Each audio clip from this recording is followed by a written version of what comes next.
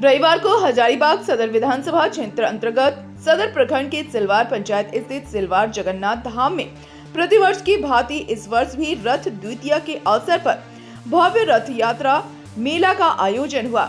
यहाँ वर्ष 1992 में एक खपरील मंदिर से भगवान जगन्नाथ की पूजा अर्चना कुछ स्थानीय लोगों ने मिलकर शुरू की थी, जो आज बेहद रूप ले चुका है। यहाँ स्थापित भगवान जगन्नाथ, बहन सुभद्रा और भाई बलभद्र की प्रतिमा ओडिशा के पुरी से लाई गई है। हरे भरे पहाड़ों की श्रृंखलाओं के बीच अवस्थित इस स्थल में वर्तमान समय में एक भव्य मंदिर का निर्माण हो गया है। मंदिर परिसर की खूबसूरती से आकर्षित होकर और यहां आयोजित धार्मिक रथ मेला में सम्मिलित होने ग्रामीण और शहरी क्षेत्रों से श्रद्धालुओं का जनसैलाब उमड़ पड़ा।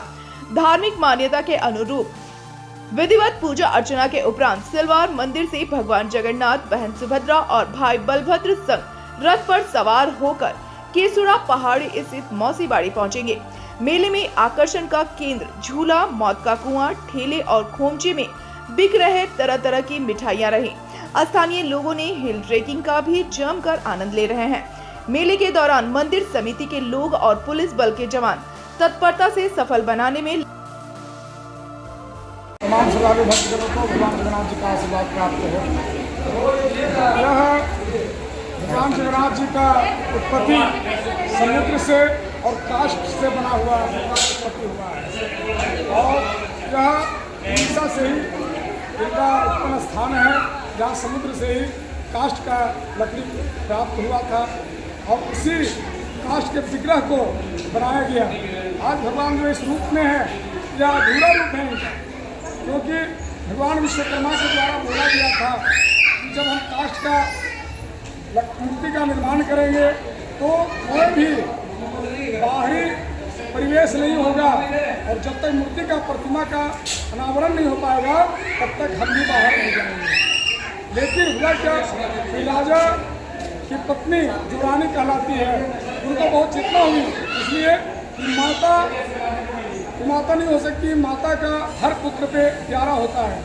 वह सोचे कि वह जो विग्रह बना रहे हैं वह कलाकार मूर्तिकार जिंदा है कि वह मर गया है। इस परिस्थिति में राजा को वह विशेष परिस्थिति में परेशान कर दिए और कातुर होकर के वह लकड़ी के दरवाज़ा बहुत बड़ा, आप पूरी जाएंगे तो बहुत बड़ा दरवाज़ा है जहाँ भगवान का निर्माण होता है, लेकिन राजा बार बार कह रहे थे कि नहीं रानी दरवाज़ा नहीं खोलेंगे, क्योंकि मूर्तिकार के द्वारा बताया गया है कि दरवाज़ा हम ही खोलेंगे, बाहर से कोई दरवाज़ा नहीं खोलेंगे।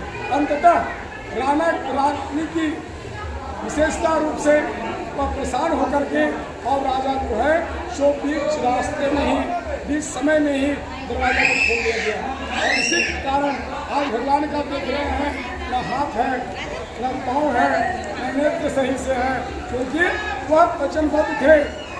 इसी कारण का विग्रह रूप इस रूप में है।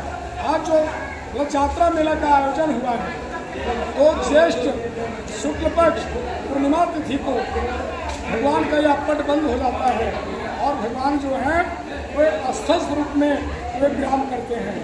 वह 16 दिनों तक विराम अवस्था में रहते हैं और आज रथ यात्रा मेला के एक दिन पूर्व संध्या आषाढ़ कृष्ण पक्ष प्रतिपदा की रात्रि में भगवान का पट खुलता है और भगवान को आपस में विचार बनता है कि अब हमें कहीं भ्रमण करने जाना चाहिए, शरीर ठीक नहीं लग रहा है, शरीर में परेशानियां आ रही है, तो वह विचार करते हैं। भैया बलराम से जगन्नाथ जी कहते हैं कि भैया हे दाओ भैया कहीं भ्रमण करना चाहिए। बोले दोनों भाई में विचार बन जाता है जगन्नाथ और बलभद्र में। इसी बात बहन सुभद्रा वह रोने लगती है, भैया हमको छोड़ के आप कहाँ जाएंगे, मैं भी आप लोग के साथ चलूँगी। और तीनों भाई बहन विचार करते हैं कि कहाँ जाना चाहिए, तो माता जी के घर के बाद अपनी मौसी सबको प्यारा होता है और भगवान विचार बना लिए कि अब भ्रमण के लिए हमें मौसी घर ही जाना है। और आज रथ यात्रा मेला आषाढ़ शुक्ल पक्ष द्वितीया तिथि को वह पुनर्यात्रा होता है और रथ यात्रा के नाम से जाना जाता है।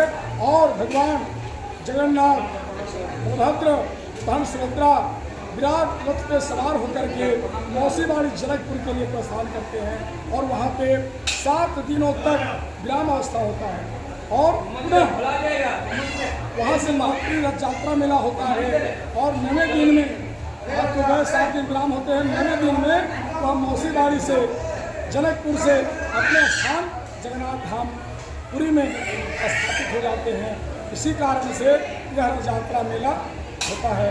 यहाँ प्रमाण है कि भगवान जगन्नाथ जी का यह भगवान श्रद्धालु भक्तजनों के लिए, भक्तजनों के लिए, भक्त के बस में है भगवान।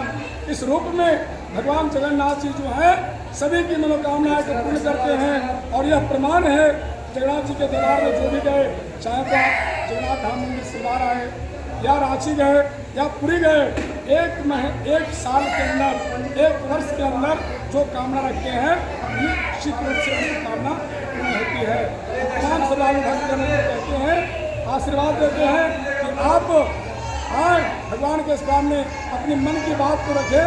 जगन्नाथ जी सभी की मनोकामना पूर्ण करते हैं और भगवान का जय जगन्नाथ, पसारो हाथ, खाओ दाल रोटी खाओ।